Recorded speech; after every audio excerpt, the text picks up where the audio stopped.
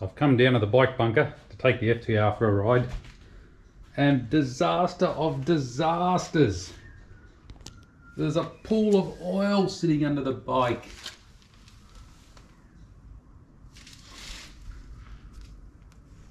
There's a lot there, and it's all come out of the fork. It's absolutely poured out of there. That's all wet there. 6 months ago, I suppose it would have been, the fork was weeping a little bit, and I used one of those, I think it's called a Sealmate tool, slipped it up under there, cleaned it out, and I got a little tiny little stone, or could have been a bit of manufacturing swarth or something. Anyway, it stopped leaking for, like I say, about 6 months. Then the other day I noticed a bit of a weep again, and I went and ordered some seals. I thought it'll last a little bit longer, but no, I come out this morning and it's completely dumped its load there. Looks like there's not too much oil left in that fork. So, fork seal replacement time.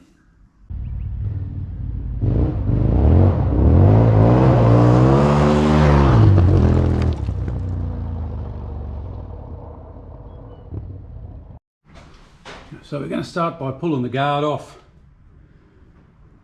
calipers, and we'll loosen all the triple clamp nuts and bolts. We'll do everything, we'll get everything loose before we put it up on the stand, and then we'll slide the forks out.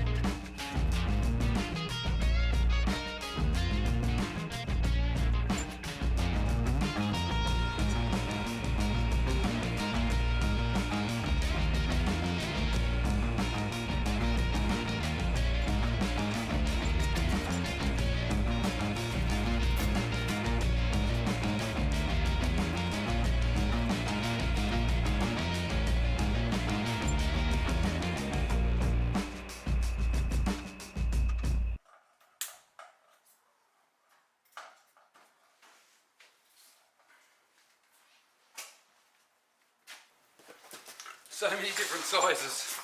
Just about got my hole. What the? 6. 6 fits.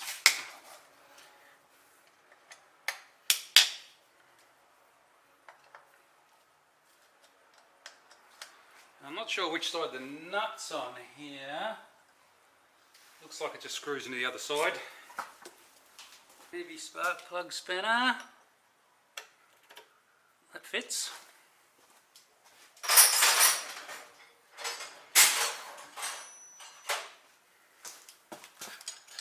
And then we just need to find the right size for that end. That's not overly tight. Alright. I'll whack the bike up on the jacks now.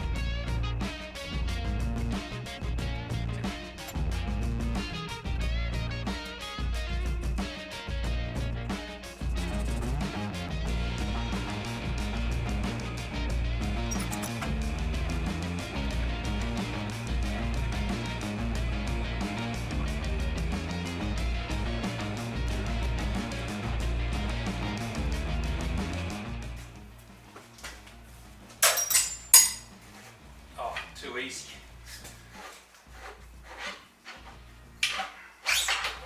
Way too easy. You can get forked. Or fork you. So many forking jokes.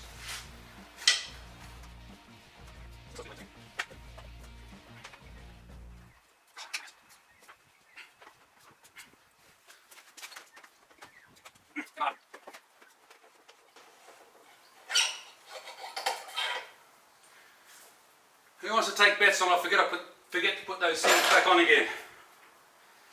Oh yeah, there we go. Ah, so we got our new seals here. Nothing spectacular in the box. Just the seals. Now, unfortunately here in Australia, you have to buy a kit. So all the kit there come to $220. I'm sure the bearings are fine, so I'm not going to need to replace the sliders or anything like that. It'll just be the seal and the dust cap. There's a new retaining ring there and a clip, obviously. Alright.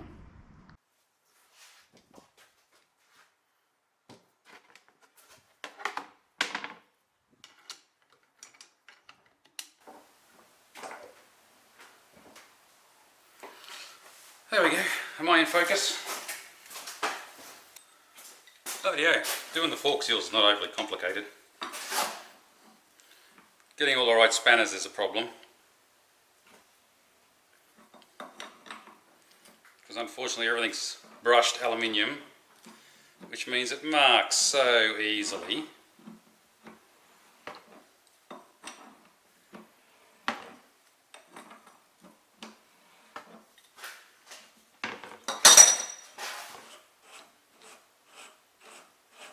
Now this is a completely clean container.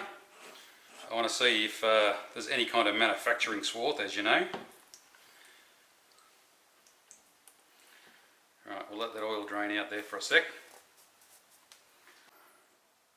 So once all the oil's drained out, just grab the fork end in the vise like so. Grab yourself your spanner. Pull this down.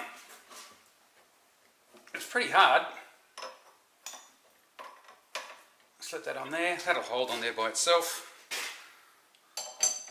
You can undo this lock nut, it's not very tight. Once that's loose, let's just screw. There you go. That will unscrew out of there, or it should.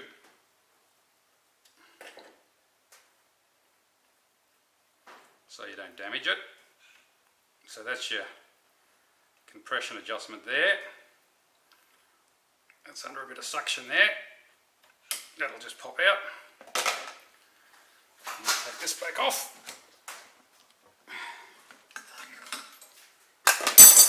Take that nut right off. Or not.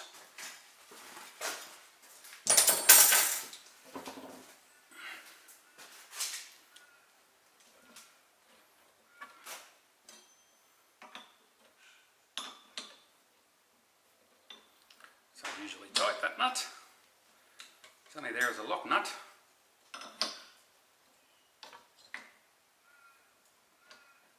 No, it's not done. Okay.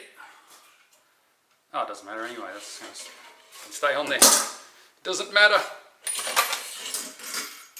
Some more oil, of course. Take note of where all these washers go.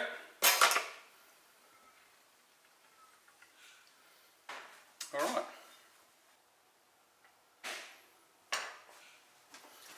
Let's get our catch can back under there.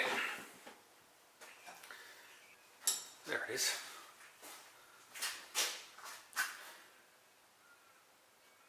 There's not much holding these dust covers in. You just work them out with a little screwing driver. Like so. Pretty easy.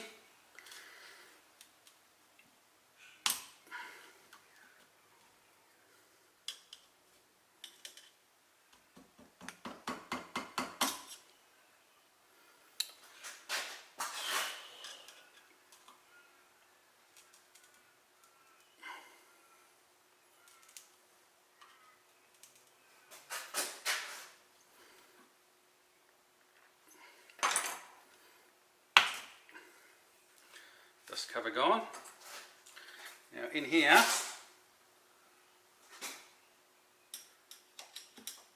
there's a retaining clip to come out.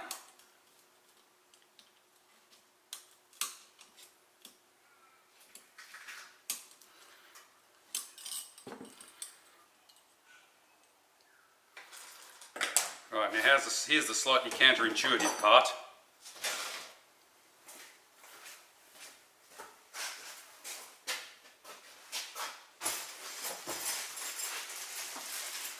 And this is why I was wondering why the kits came with new slider bearings. Thinking, why do you need new slider bearings? There's nothing wrong with it. Well, the only way to get it apart is actually to use the slider bearings as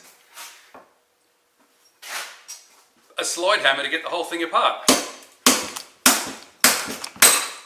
Like so. Seems a bit rugged, doesn't it? Slide your seal out of the way.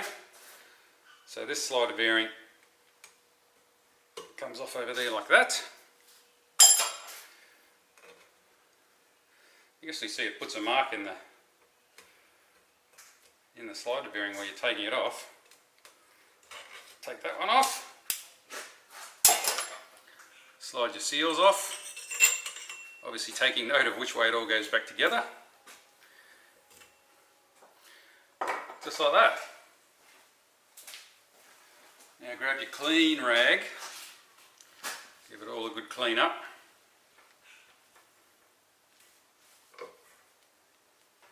I'm putting no free plugs, 5-weight back in. That just seems to be the general consensus in the chat rooms, because if you can put, definitely put the recommended Indian oil back in it, but the problem is they don't tell you what the weight is. It's just Indian number 1 or Indian number 2 fork oil. So, you know, your guess is as good as mine as to what that is. So I'm going to try 5-weight, because I reckon the forks were a bit harsh. So I'm going to try some 5-weight, see how that goes, and if I have to change it later on, I have to change it later on. Right, now everything just goes back in the order it came off. So dust cover first.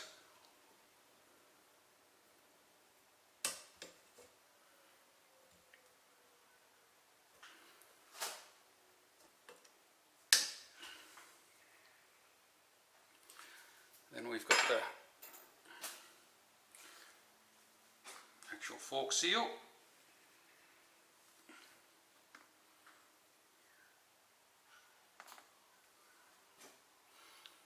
Lip out,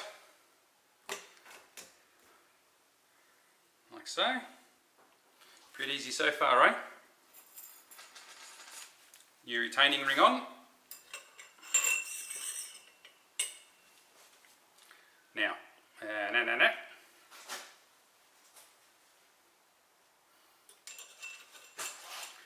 outer seal goes on first.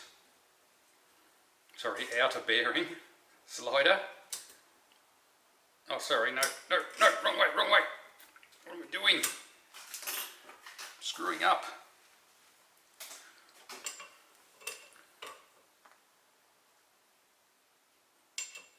Right, outer slider on. Then inner slider into there. Like so.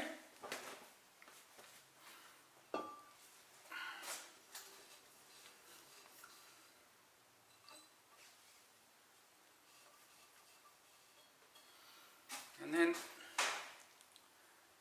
the reassembly is the reverse, of course.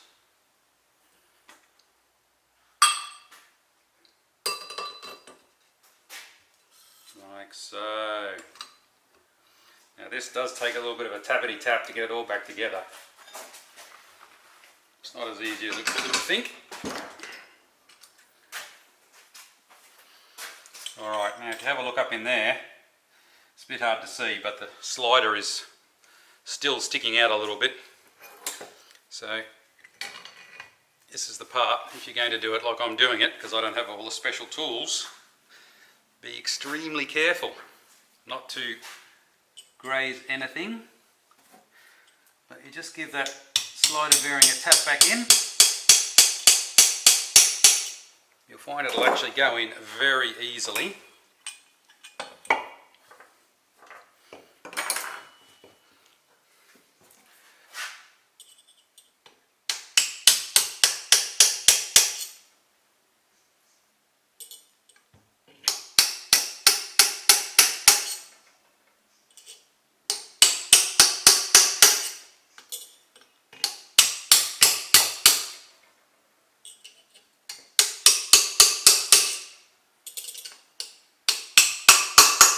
And you can hear that hitting home there.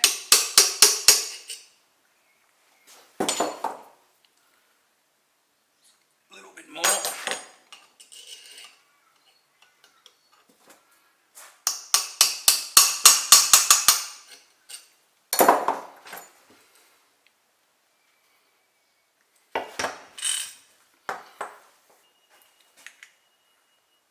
Okay, if you have a look up in there, you can see the slider bearing is flush with the lip on the inside of the fork leg.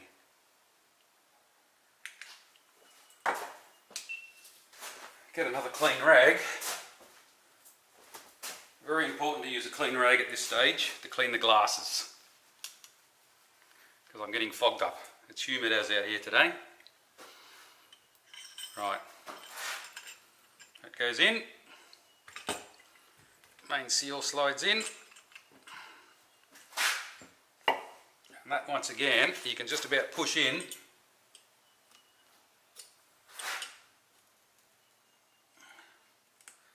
with your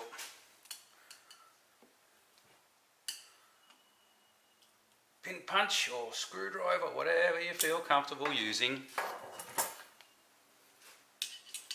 I need something a little smaller than that. Let's go double implements of disruption, 2 screwdrivers, disruption or whatever, I don't know. You'll see that pushes in quite easily, like so. And I can see down in there that I can see the groove for the retaining ring. Take our new retaining ring.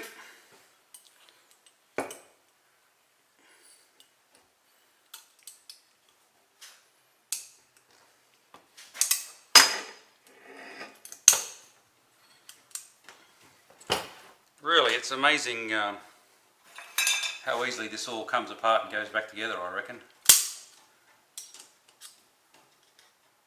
It's all fully retained, like so. Now at this stage you can smear a bit of oil on there if you want.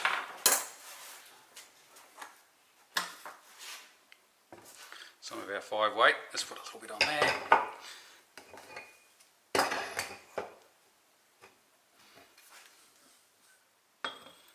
Put the dust cover back in, and once again, finger fitment. Don't you love it, eh? Too easy.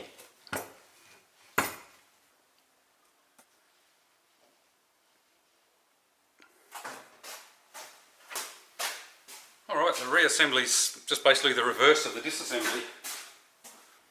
Right, I'll just show you this. This is the damper control rod.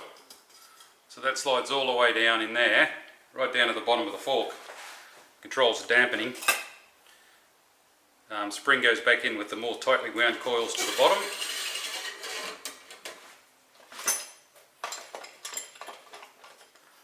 Screw in your damper adjustment clicker. Actually, I should have done that before I put the spring in there. This, because that's going to get annoying.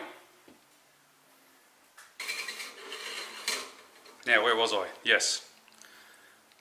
Compression adjustment clicker. Screw that in there.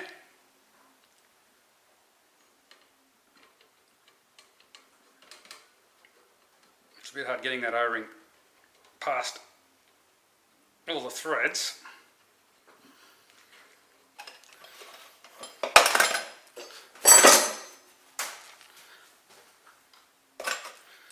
Plastic spacer, spring ring for a better term, onto there,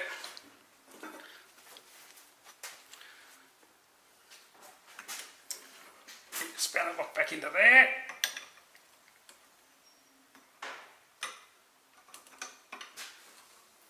Like so.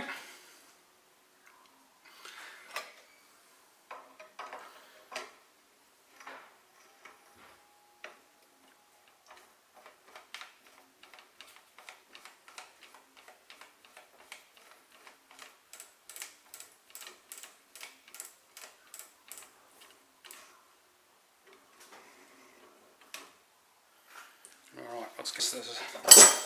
There's a tight bit on the way out. Oh yeah, there she goes. Must be just that clicker engaging into its slot.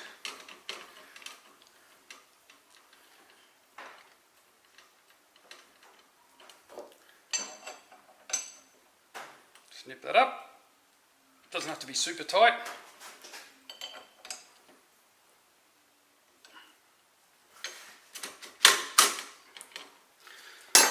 Right, there we go. Ready to put some oil back into it. This is the oil that came out of the fork. There's approximately 460 cc's there, and I did lose a little bit on the floor down there. So there would have been maybe 480, 500. In the owner's operator manual, it says fork oil quantity should be 508 cc's plus or minus 6. So I'm going to put 510 back in it. See how it goes.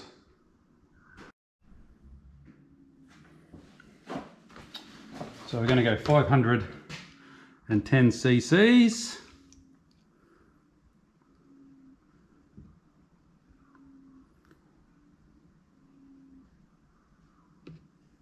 Smack on the line. We're going to get super technical here.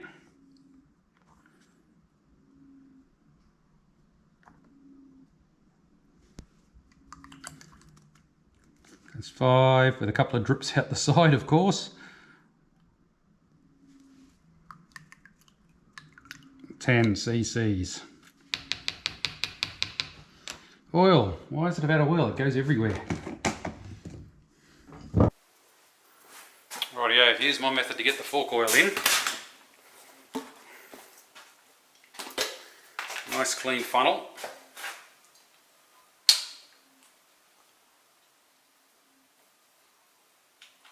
Around there. Right, plug that in there. In goes the oil. Slow and steady so that it can fill up down the bottom of the shock and not overflow.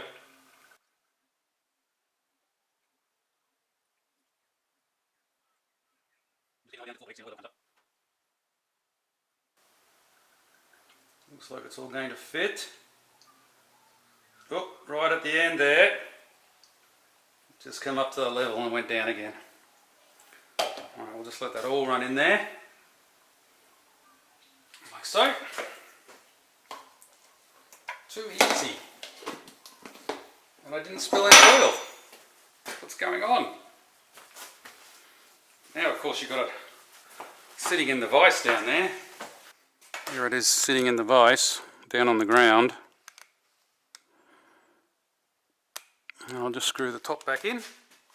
Give it a couple of pumps while it's in the vise.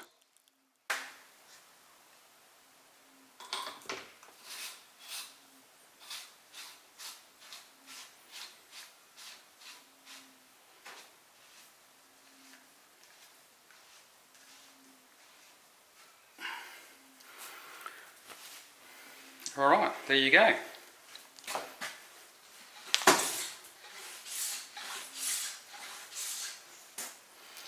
Quite a bit of air in there, but we'll just give that a few. And the best part, no oil anywhere. Excellent. Now, we'll just chuck them all back together.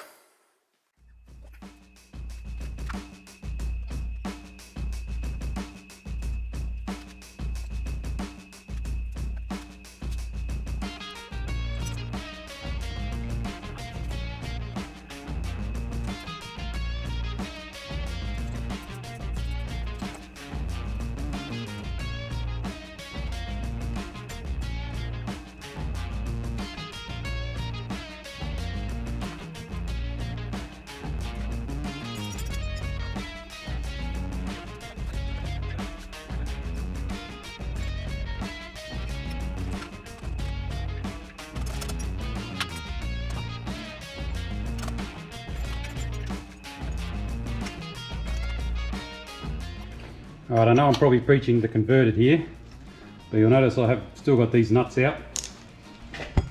Bolts, I should say.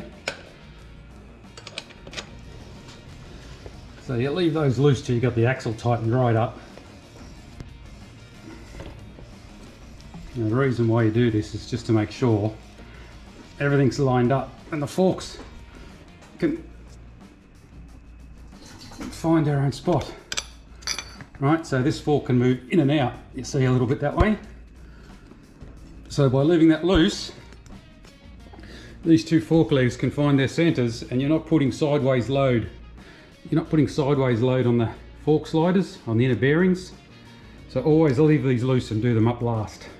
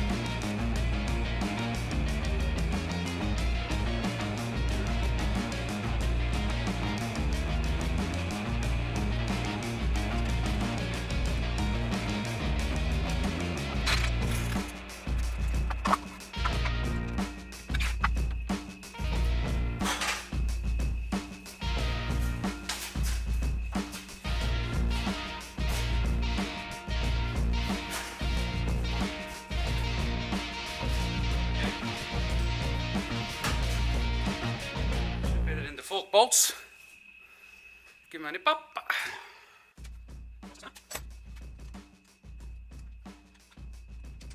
I was going to find out what the torque settings are, then I'll be back.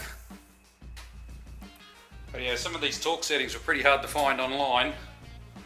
There's a couple in the handbook manual, there's the front axle and the pinch bolts are in the handbook, but that's it.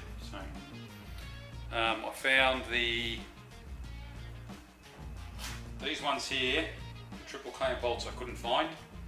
There's a generic Indian bolt size torque settings. Anyway, all the torque settings I'll put in the comment section down below anyway, so you can check it out for yourself.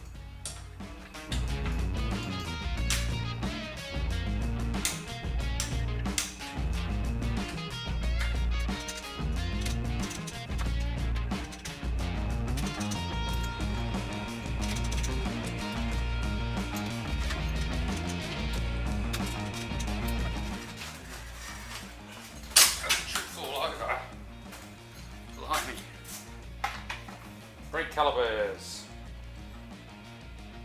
43 Newton meters.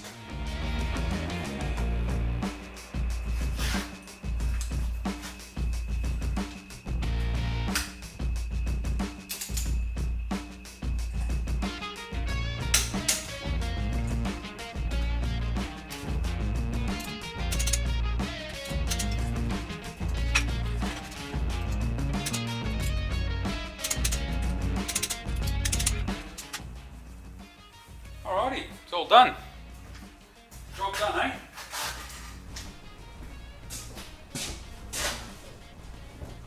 That's the fork seals done. New oil. Feels pretty good. I'm going to have a bit of a tinker around with the rebound adjustment and the compression adjustment and all that, but yeah, look, if you've got a bit of mechanical nous, there's certainly no reason why you can't do it yourself. It's a bit of a learning experience at the start. I couldn't work out how to get them apart, and I ended up making a tool and everything to get right down inside the fork and undo a bolt in there. Completely unnecessary, as you'll see in the video, but I might chuck that one up online. There's a bit of lathe work and milling and all that in it. That's the brakes, but no, really they're easy to do, so give it a crack yourself if you ever have some leaking seals or you want to change the fork oil. Always worth a go. As I was saying, it's got new Bridgestone T32s on it. They're a new tyre out there, sports touring tyre. I mean, they're not a full-on sports tyre by any standard, but they're certainly better than the ones that were on it if you want to do a bit of street riding or a bit of bitumen work. But there'll be another video, so check that out. On the test run of the B32s, and all the torque settings and the bolts and all that I've put down in the comments, so check that out if you want to do it yourself. Catch us